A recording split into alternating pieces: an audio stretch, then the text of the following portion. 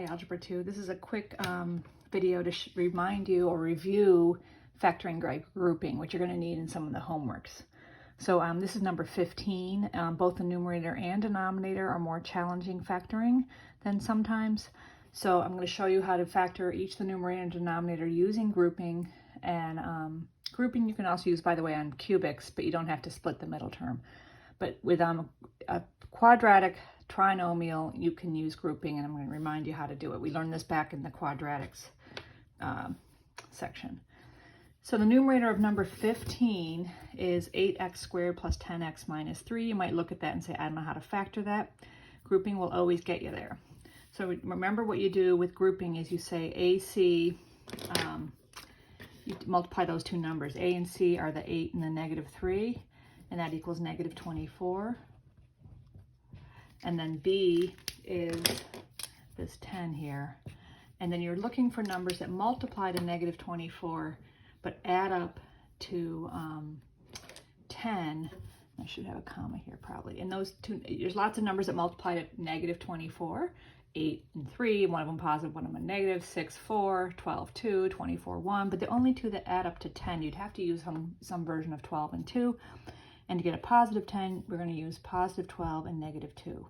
What those two numbers tell you is how to split your middle term.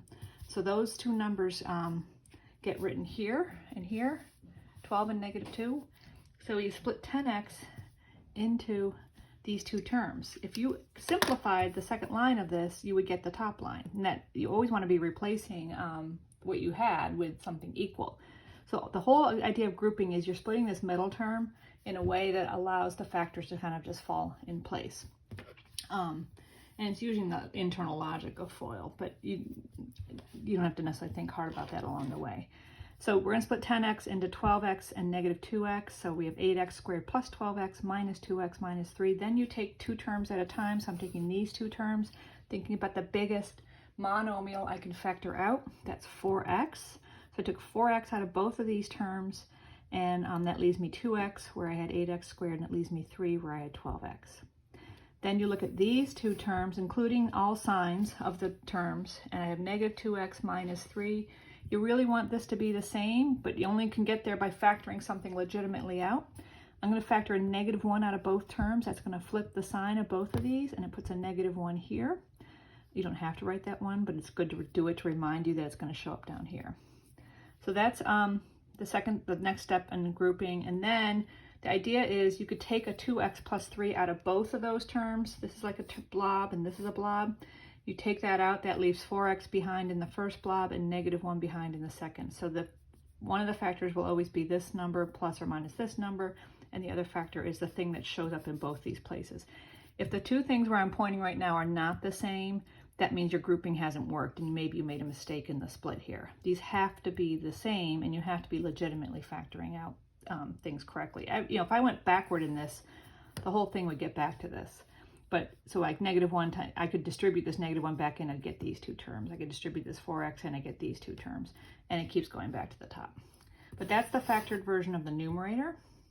The denominator is this. Also, if you look at that, hard to factor with trial and error. But we can do the ACB thing. So AC is 6 times 6. That's these two, the A and the C multiplied.